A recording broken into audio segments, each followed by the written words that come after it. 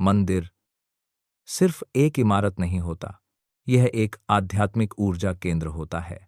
और हर मंदिर का सबसे महत्वपूर्ण हिस्सा होता है उसका शिखर। लेकिन सवाल यह है, मंदिरों के शिखर इतने ऊंचे क्यों बनाए जाते हैं?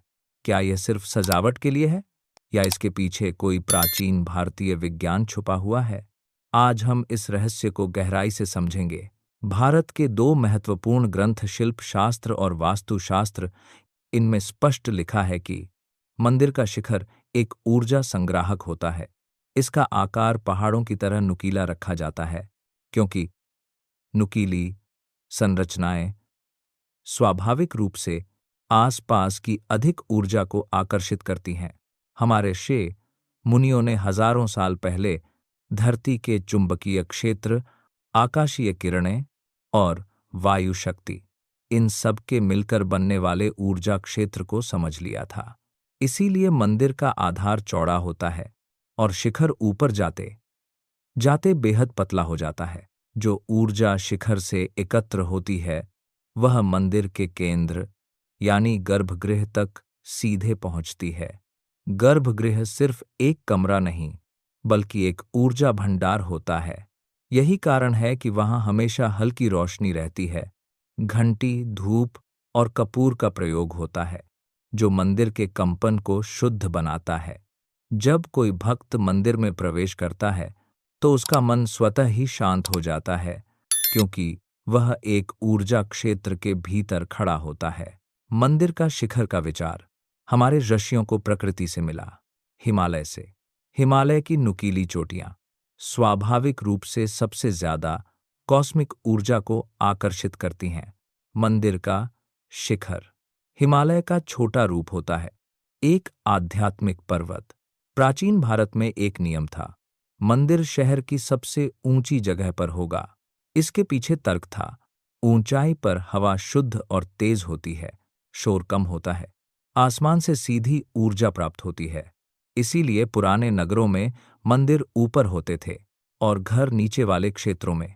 हिंदू पौराणिक ग्रंथों में कहा गया है, यह संसार केवल एक लोक नहीं है।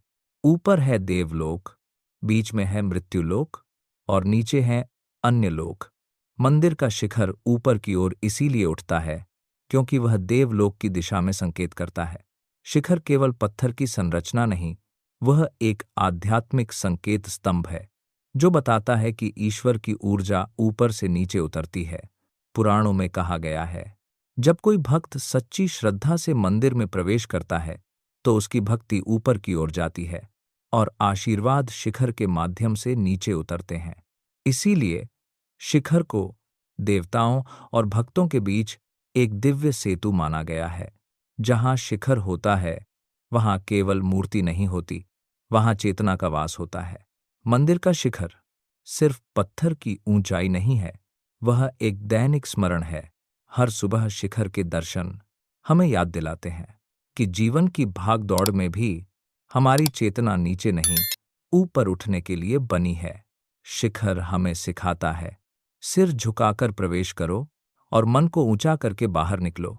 इसीलिए शास्त्रों में कहा गया है, जो व्यक्ति प्रतिदिन शिखर दर्शन करता है उसका मन धीरे धीरे अहंकार से मुक्त होने लगता है। अगर मंदिर जाना संभव न हो तो केवल शिखर को दूर से देख लेना भी मन को स्थिर करता है, क्योंकि शिखर आंखों से नहीं, चेतना से देखा जाता है। अगर यह वीडियो आपके मन को जरा सा भी शांत कर पाया हो तो इसे लाइक करें। अगर आपके विचार किसी और ने भी महसूस किए हों तो कमेंट में लिखें। और अगर आप ऐसे ही गहरे, सच्चे आध्यात्मिक रहस्यों को समझना चाहते हैं तो इस चैनल को सब्सक्राइब करें, क्योंकि अगली बार हम फिर किसी ऐसे रहस्य के साथ लौटेंगे जो आपको ऊपर उठने पर मजबूर कर देगा।